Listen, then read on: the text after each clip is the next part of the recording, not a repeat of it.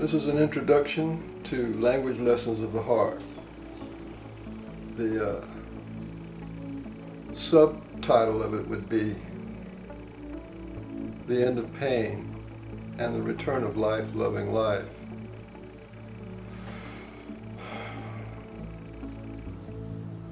This is a method of healing and evolving your emotional body that is not new.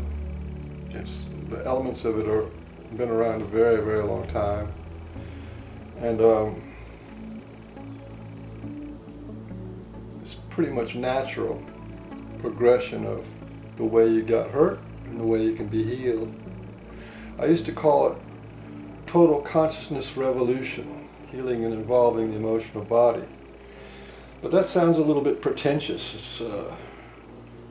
But that was my experience at the time, was like this was revolutionary because all this ways of seeing and experiencing consciousness and life and pain and suffering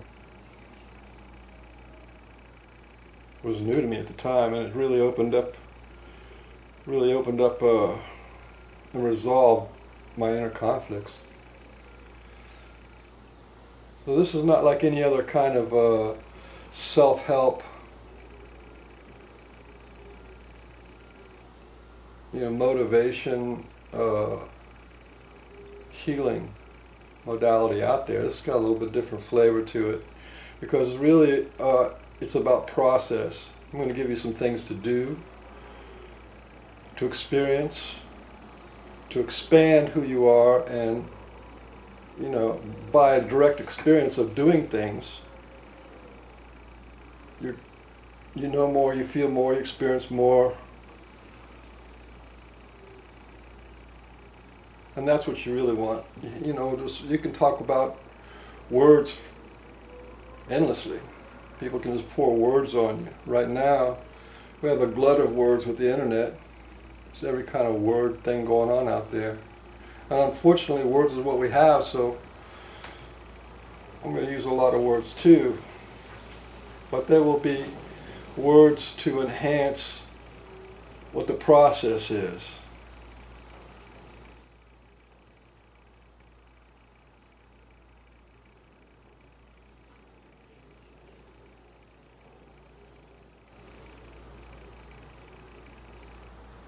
And the process is very organic. How people become wounded, how people become hurt or disturbed or being afraid all the time or under stress, there's a process of how that happened. How's that happening to you? How your dreams aren't really fulfilled and all the kind of stuff, the cycles of bad relationships and unfulfilled dreams. How does that happen? It happened in a particular way. There's a way that happens. What's outside of you becomes inside of you. So if your outside is really, horrible or bad or painful, then that becomes something that's inside of you. The king, who you are, becomes the beggar. And what is outside of you, which was the beggar, becomes the king. So things are just reversed around. If you know how to reverse those events and processes backwards, then emotional healing and even physical healing is entirely possible. But this technique is not, this system of techniques is not for everybody. One shoe doesn't fit every foot.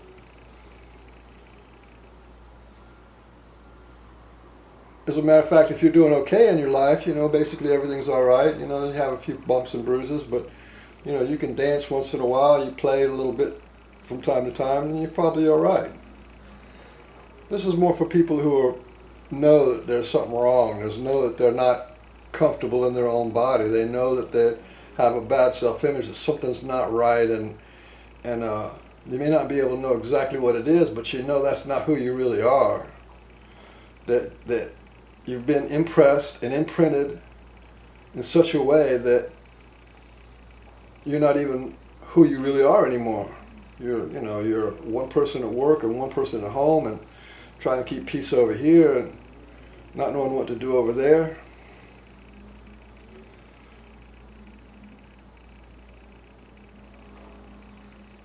So, if in a way it's like they call it mental illness, but there's no illness. It's like if you have a problem with your computer isn't ill. It has a bad program. It's not an illness. But we call it illness because we experience pain and suffering and what they call them, complexes and fears and phobias and anxieties and stress, and we call it these things.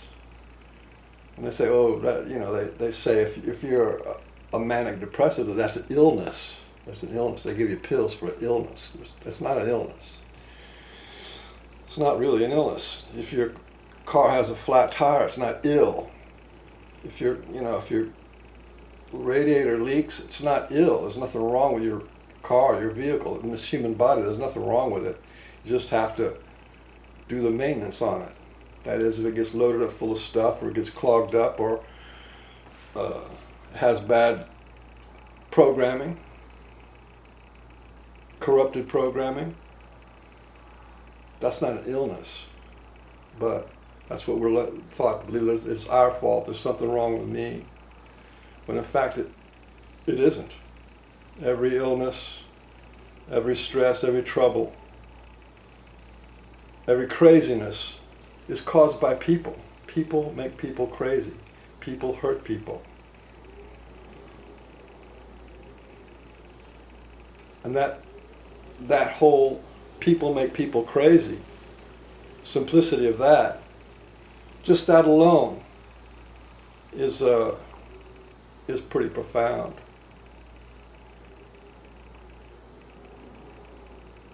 Because we don't think in terms of people.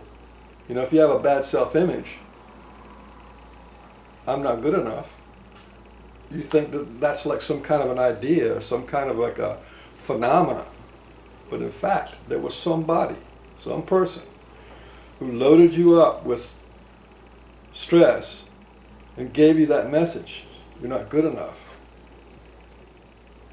So it was a person. So every time you feel I'm not good enough or there's something wrong with me, that's not an idea or a theory or something that's ephemeral that you can't deal with. It's a person.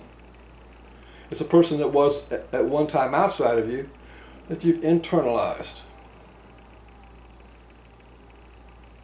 And we call that being wounded. And wounding happens in a very simple way. It happens in an automatic, subconsciously, non-verbally, and non-visually. So this happens with boom, boom, boom, boom, and now you got this bad self-image. There's something wrong with you. You're not good enough. The world is an evil place, or not worth. You're not worth love, or whatever the message was. It was tied to the traumatic event. So what Language Lessons of Heart shows you is how to reverse that process. Instead of being automatic, you have a method to reverse it. Instead of being subconscious, you make your subconscious conscious. So now you have a method and a consciousness. And then instead of being nonverbal, you actually hear the words. You're not good enough.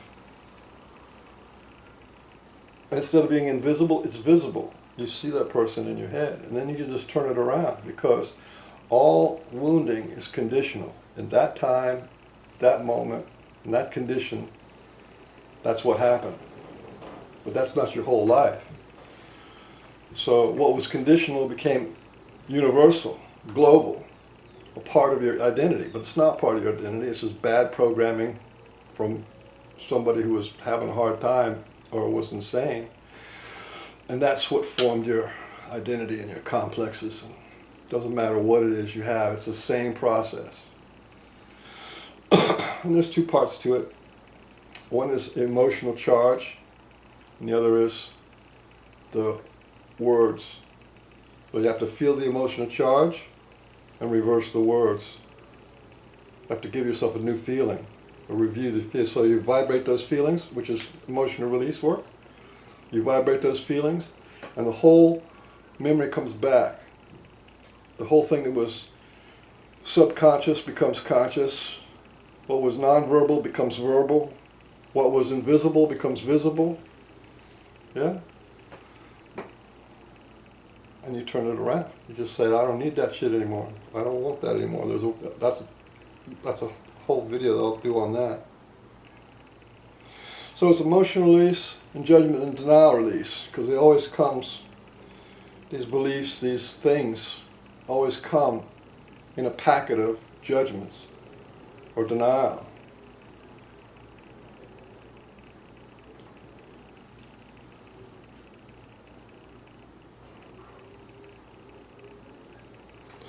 So,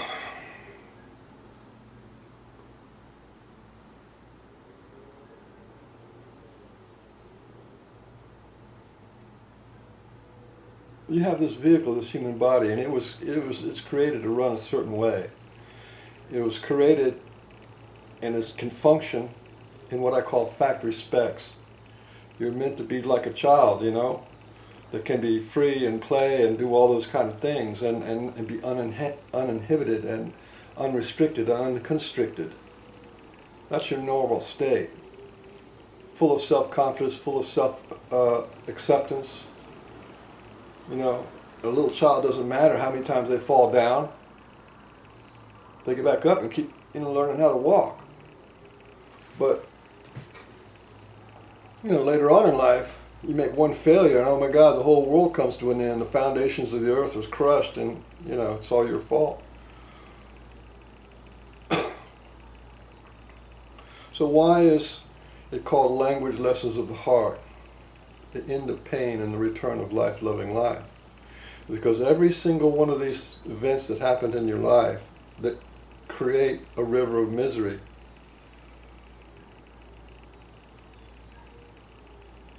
is love that's unable to express itself fully. So to not find those things, those judgments, those beliefs, and that pain, and vibrate it back to normality, isn't love, isn't self-care.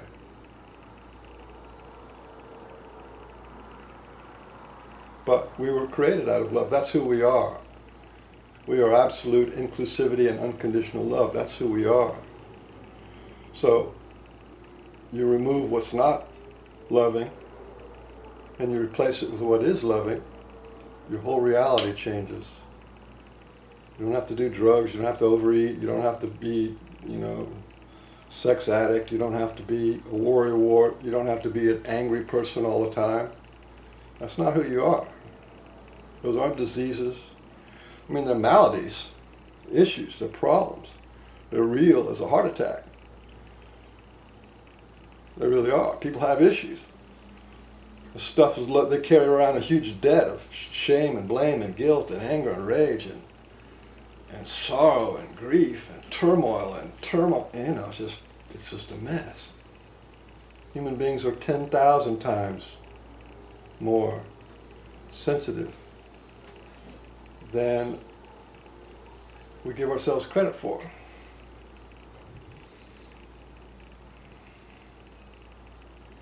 So I'm going to give a series of talks and little lectures about how to do this process and how to experience it, and some of the head mindset you have to have, and basically coach you along on how to heal and evolve your emotional body, which is pretty amazing thing. But I'm not going to promise happiness or any of that kind of stuff, or a great realizations or ascension or any of that kind of stuff that the New Age people say. All I'm going to say is you have a possibility to get your being back into the factory specs of the way it's supposed to be, into towards only you is in there, and not you and your mother and your brother and your sister and your preacher and your teacher and your boss, and all those people aren't supposed to be living inside of you as pressure, as judgments, as accusers, liars, deniers. They're not supposed to be living in you. You were created out of love, and you're supposed to be love. But we get so distracted because all this stuff that we see out here isn't love. And we get confused. We don't know what love is.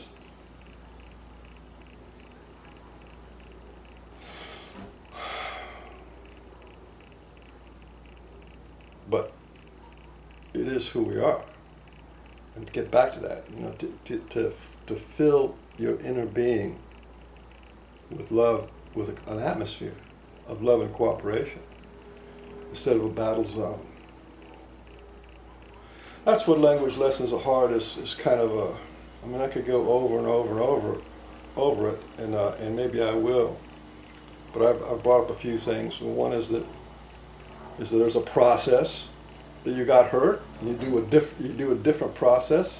You turn that process around 180 degrees, and you get unhurt. It's as simple as that. And that what hurt you was people. Imaginary people and real people. Real people hurt you, and then they became imaginary people, and they lived inside of you as archetypes. They live inside of you as archetypes, and they guide every move you make in your life. So you have good ones and you have bad ones. You have saboteurs and encouragers living inside of you. As ideas, as thought forms, as states, as forces, as influences. So,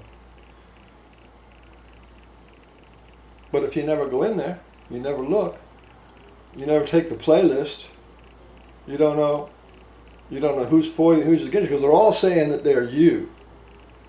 That's the trick. They're all saying that they're you. They're all saying that they're trying to protect you, or they're trying to help you, or something like that. But a lot of that junk isn't you. It was imported. Like you have an imported language, an imported culture.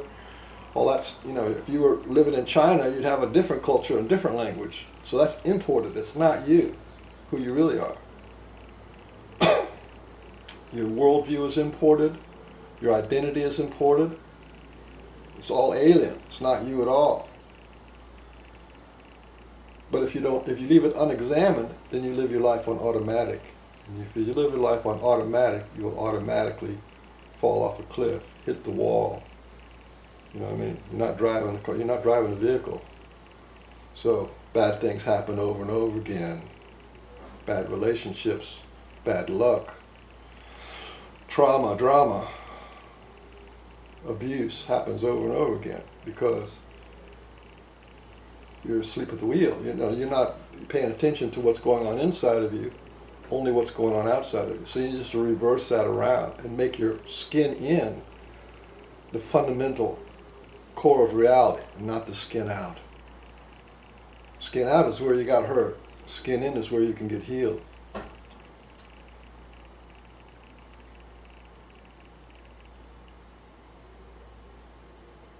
So I have four primary processes.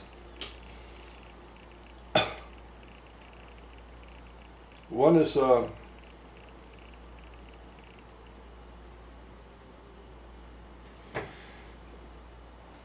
an empowerment, a very simple empowerment. But the way I'm going to have you do this empowerment is there's the empowerment, and then there's the other things that you do to expand your awareness. So there's an empowerment that is supposed to be a message to you, but is also to expand your message beyond time and into other dimensions and stuff like that. It's very simple, but you have to do it. Then there's emotional release. That's screaming, screaming, moaning, crying, shouting, and how to connect to that. And there's judgment and denial release. When something is in denial, that is a belief or a judgment is operating inside of you, and you don't recognize it. It's in your pocket, right? That's a denial. But it has more effect over you than a regular judgment that you understand. Like, for example, a lot of people would have the judgment of, I don't deserve love. Now, you're walking around in your normal life, you don't think, I don't deserve love, that's not in your mind, I don't deserve love.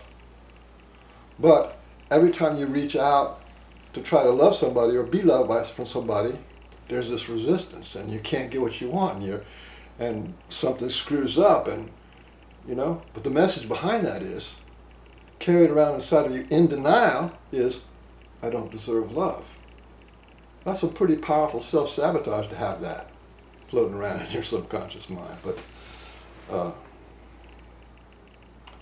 that's judgment and denial. Denial releases important, and judgment releases how you actually clear it up. It's a two-phase thing.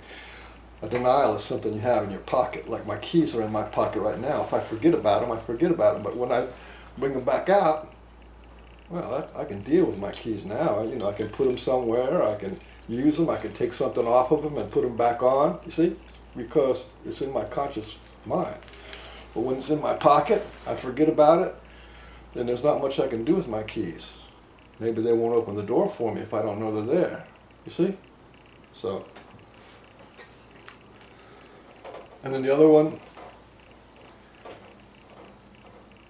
other process is talking to parts of self, which I didn't get into, but we have 4 major energies of consciousness who I'll be working with language lessons of the heart. And that is up here in your head. We call that spirit, or mind, or ego. They're kind of interchangeable. And in your heart, there's a consciousness in your heart. And down in your belly, that's where your will is. And your whole physical body is your body. Your body is your house. And that's your inner family. That's your inner team. That's your inner world. And the dynamics of what goes on between your head and your heart, and your head and your will, and the long-standing pressures and stresses, or love and fun, all reflects out into the body. So body's a big deal. And a lot of people have physical ailments. And physical ailments, they know from the placebo effect that 30% of the effect of any medicine is your belief that the medicine will work. So it's emotional. It's a mental thing. I'm going to get better if I take this. So that means if you can fix the emotional energy that's in your head, fix that properly, then obviously you're going to get better 30% faster, or you won't get sick 30% more of the time. And there's more to it than that, because if you use that 30% rule, you could say that the actual cause of illness, whether it's arthritis or just any disease, the actual cause of these things, cancer or heart attack, the actual cause of these things can be 30% pure emotional. So if you deal with your emotional issues and your judgment and belief issues, then there's a good chance that whatever that drastic thing that may be wrong with you can be alleviated, for sure. So that's between 30% placebo effect and 30% caused by emotional issues. Now you're in the 60% range of being better physically because of what's going on inside of you mentally. That's another whole video right there, the biology of emotion and psychoneuroimmunology, which is a whole science now. How emotions affect your immune system and your biology, psychoneurobiology and psychoneuroimmunology. How your thoughts and words in your head affect your body. It's profound, way more profound than any doctor or any medicine that you could ever give. Our body makes medicine. Our body makes chemicals. The body's in good shape, no stress, going to make good chemicals. Body's under stress, going to make bad chemicals. Pretty simple. You're holding on to something for a long time, it's going to end up locating in the kidneys, liver, heart, whatever. Whatever the body can't handle, it'll stress it out somewhere, push it out somewhere, into your striated muscles and whatever. So this is longer of an introduction than I thought it would be. And it may take several introductions to get this right. I just wanted to say that everybody's free to use this. I'm giving this free on the internet. But this is a very valuable stuff. It was based on a workshop that I used to do. And for people who want to be healers and want to do this work, with the idea of becoming a workshop leader and teaching this stuff, that's really the best way to do it. In your mind, to be able to do this process work with the idea of teaching and maybe even making a living out of it. Because and here's the reason why for you who you know there's something wrong with you, and then you're checking it out and maybe you run across this video.